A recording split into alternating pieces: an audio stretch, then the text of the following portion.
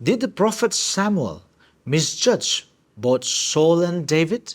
Join us as we unravel the complexities of leadership, obedience, and the importance of seeing beyond the external facades. Prepare to be challenged to align with God's perspective and discover the transformative power that lies within unexpected individuals.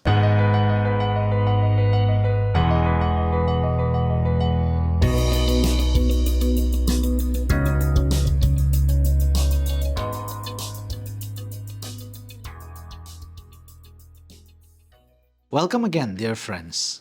In the last class, our passage delved into an episode from Saul's life, shedding light on his disobedience to God's explicit command. The narrative underscored Saul's rebellion as he disregards God's instruction to completely annihilate the Amalekites, sparing their king Agag and retaining some of their livestock. As Samuel confronts him, Saul attempts to justify his decisions by claiming that the spared animals were intended for sacrifice to the Lord.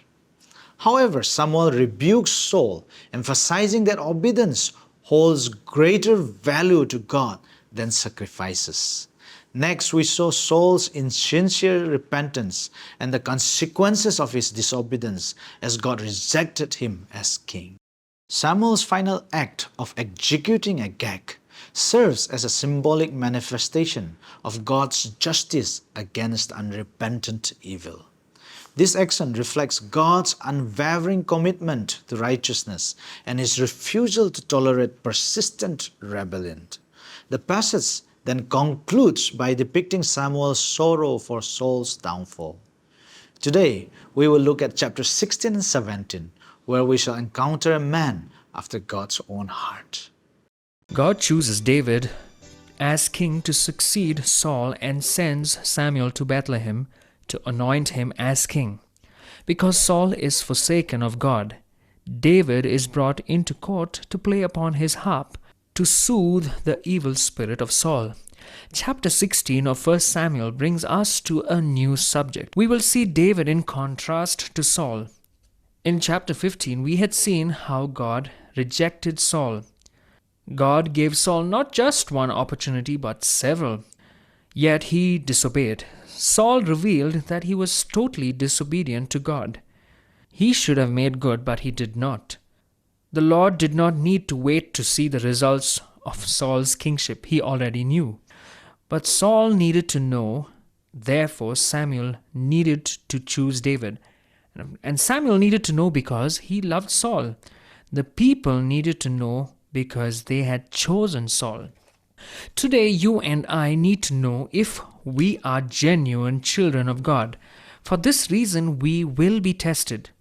We need the help of the Spirit of God because we are told in Hebrews 12:6, the Lord disciplines those he loves, and he punishes everyone he accepts as a son. The Lord tests those whom he loves. This was God's method even in Saul's day, and it is his method today. James 1:12 says, "Blessed is the man who perseveres under trial, because when he has stood the test, he will receive the crown of life that God has promised to those who love him." Again, why extreme surgery in slaying the Amalekites and Agag? Amalek was a son of Esau. The Amalekites fought the children of Israel when they were trying to get into the promised land. God said he would have war with Amalek from generation to generation and would finally judge them. The Amalekites had 500 years to change their ways. Because they had definitely turned their backs upon God, God had to judge them.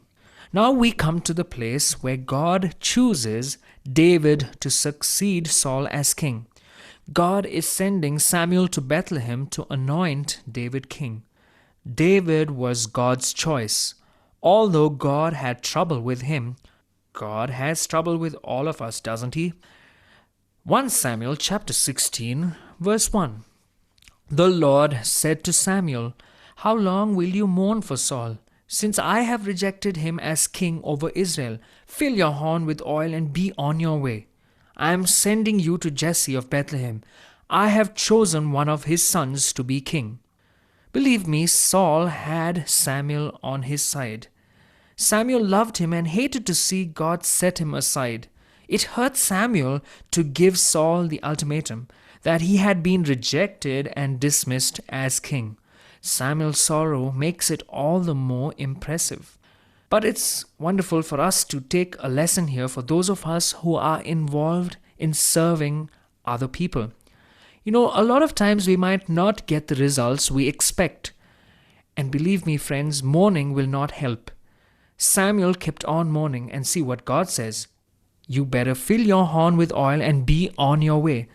There is another person who is chosen. Sometimes we've got to just move on ahead, find another person. It's no point mourning over an individual who has rejected God. It's no point for us to simply cry over spilt milk. We've got to move and choose and focus on another individual. Let's continue. Verse 2. But Samuel said, "How can I go? Saul will hear about it and kill me." The Lord said, "Take a heifer with you and say, 'I have come to sacrifice to the Lord.' Invite Jesse to the sacrifice, and I will show you what to do. You are to anoint for me the one I indicate." Samuel is afraid to go to Jesse because Saul is in no mood for opposition. He is desperate. As we move into this story, however, we find that it is God who makes the choice. He tells Samuel exactly what to do. Go on your way, and I will show you what to do. But he does not give him any advance information. I wish sometimes God did give us advance information, but no, he wants us to obey. Go step by step. His lack of knowledge will protect him. So Samuel goes to Bethlehem, to the house of Jesse. He asks Jesse and his sons to come out for a sacrifice. When they arrived, this is verse 6, Samuel saw Eliab and thought, "Surely the Lord's anointed stands here before the Lord." But the Lord said to Samuel, "Do not consider his appearance or his height, for I have rejected him. The Lord does not look at the things man looks at. Man looks at the outward appearance, but the Lord looks at the heart." All through this section, we are given excellent spiritual principles. In chapter 15, Samuel said to Saul, "To obey is better than sacrifice, and to hearken or listen than the fat of rams." You and I demonstrate whether or not we are children of the Lord Jesus Christ by our love for Him. It's not what we say in a testimony, but it's what we are or what we do when we are out there, when nobody is watching. The Christian life is one of reality. It is not a life of put on and pretense. When God looks at us, friend, He looks at us from the inside. He always checks the interior. Samuel looks at his well-built, handsome young man and feels probably this must be God's choice for the next king. But God says to Samuel, "I don't want you to look at the outward appearance. Don't judge a man by his looks. Let me select the man this time. I will choose a king." God sees the heart, and thank God for that. We are so apt to judge people by the way they look, by the home they live in, or by the position they occupy. God never judges anyone on that basis. He's telling Samuel not to pay any attention to the outward appearance. God is looking at the heart. So Jesse had his sons pass before Samuel one by one. Samuel made it clear to Jesse why he had come, and Jesse had 7 of his sons pass before Samuel. Verse 10, Jesse had 7 of his sons pass before Samuel, but Samuel said to him, "The Lord has not chosen these." So he asked Jesse, "Are these all the sons you have?" "There is still the youngest," Jesse answered, "but he is tending the sheep." Samuel said, "Send for him. We will not sit down until he arrives." Surely even the father of David would never have chosen him above the other 7 brothers. To begin with, David was only a boy. It is believed that he would probably be about 16 years old, possibly younger. And he was a shepherd. He was out with the sheep. He didn't really know very much. Jesse certainly would not have chosen him above his brothers to be a king. In fact, he was ignored completely. He was so sure that one of his other sons would be selected that David wasn't even invited. When Samuel found out that David was tending sheep, he said, "This is important business, and I am not about to sit down and eat until I have accomplished my mission." Verse 12. So he sent and had him brought in. He was ruddy with a fine appearance and handsome features. Then the Lord said, "Rise and anoint him. He is the one." Now David was handsome. He had a good appearance and handsome features. God does not despise that which is beautiful. God can use beauty. He is the creator of beauty. No one who lives on this earth can ignore the beauty in the many scenic spots in every state and country. God majors in beauty. Well, David was a handsome young man, but God did not choose him for that reason alone. God saw beyond that. God knew his heart. He was God's choice. God knows what you and I do not know about him. Although David failed, down underneath was a faith that never failed. David loved and trusted God. He wanted to walk with him. All the others saw a shepherd boy, but God saw David as a king. Verse 13. So Samuel took the horn of oil and anointed him in the presence of his brothers. And from that day on, the Spirit of the Lord came upon David in power. Samuel then went to Ramah. Samuel anointed David king, and the Spirit of the Lord came upon him. At this time, the Spirit of the Lord had departed from Saul. Verse 14 to 16.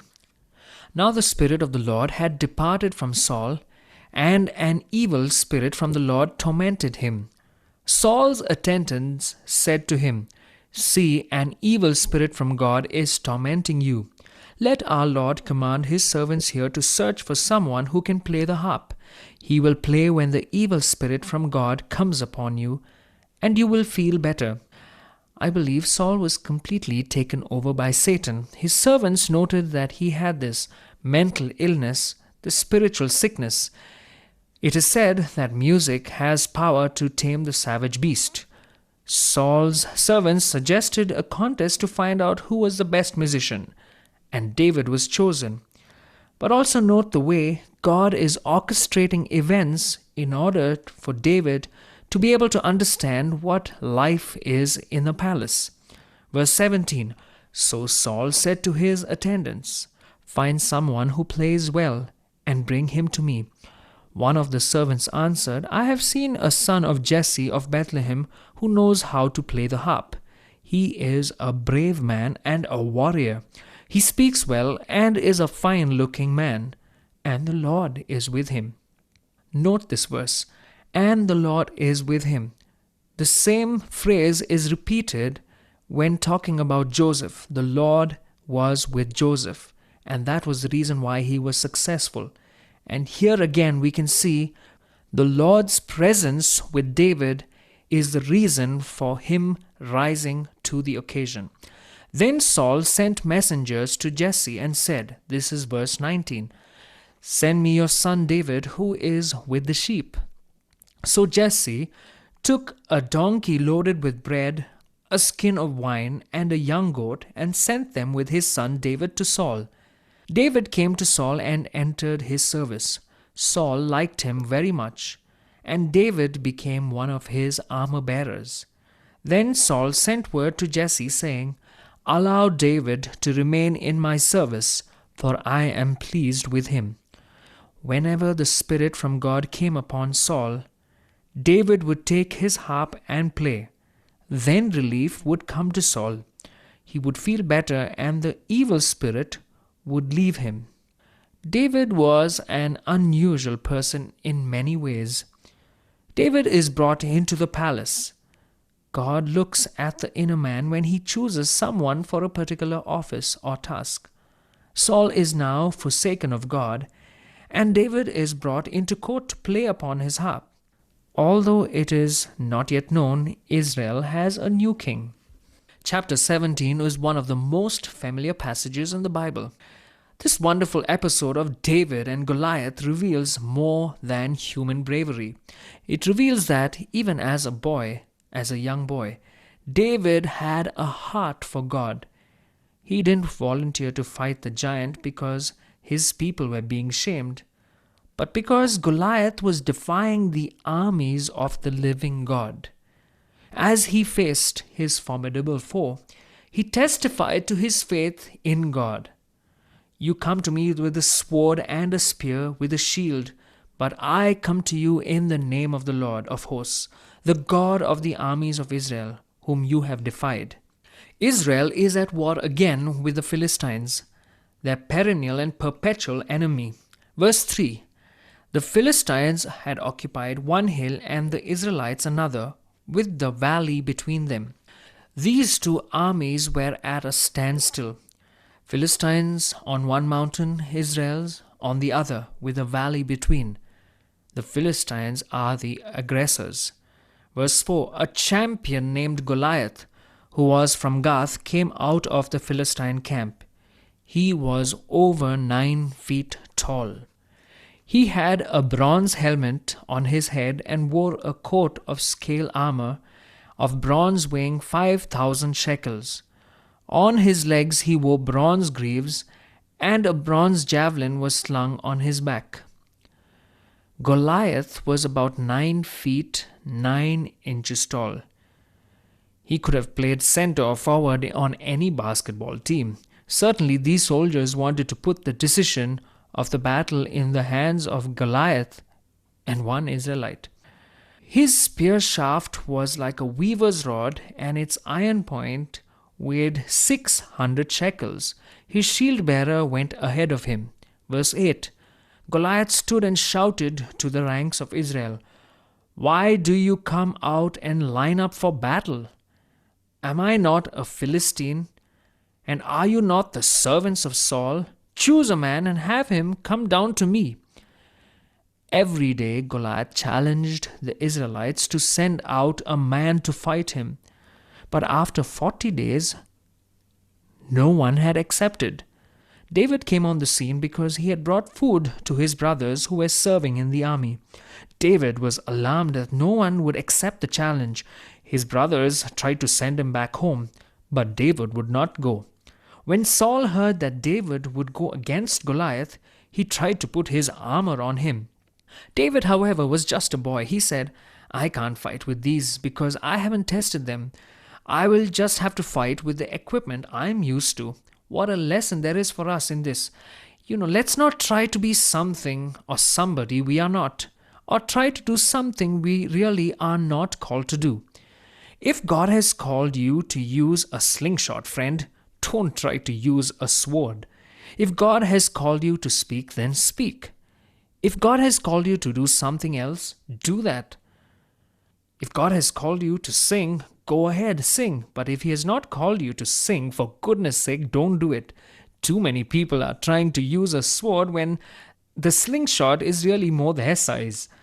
Verse 40. Then he took his staff in his hand, chose 5 smooth stones from the stream, put them in the pouch of his shepherd's bag, and with his sling in his hand approached the Philistine. David said to the Philistine, "You come against me with sword and spear and javelin, but I come against you in the name of the Lord Almighty, the God of the armies of Israel, whom you have defied. This day the Lord will hand you over to me, and I'll strike you down and cut off your head.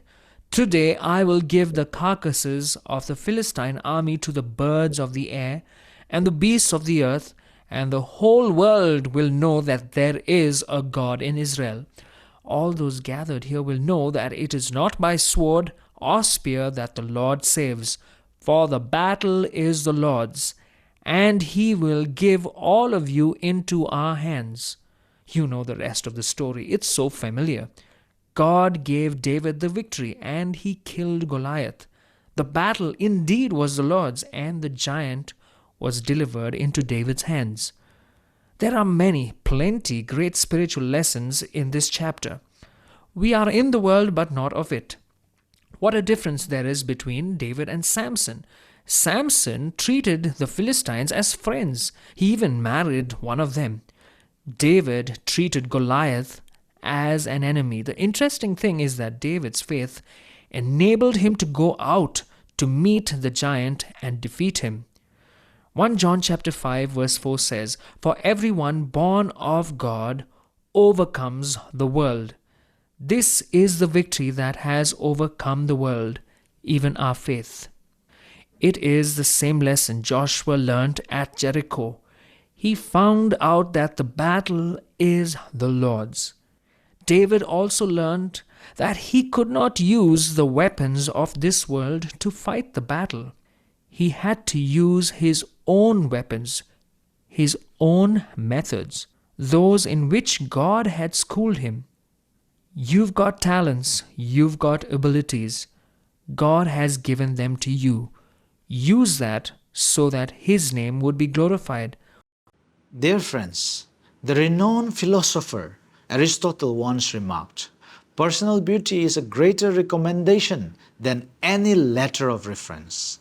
This sentiment finds resonance in the story of the prophet Samuel, who at first was swayed by the impressive appearance and compelling stature of Eliab, David's eldest brother.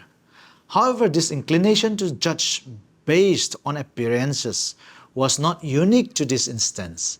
Earlier in 1 Samuel chapter 10 verse 24, upon Saul's election, Samuel exclaimed, "Do you see the man the Lord has chosen?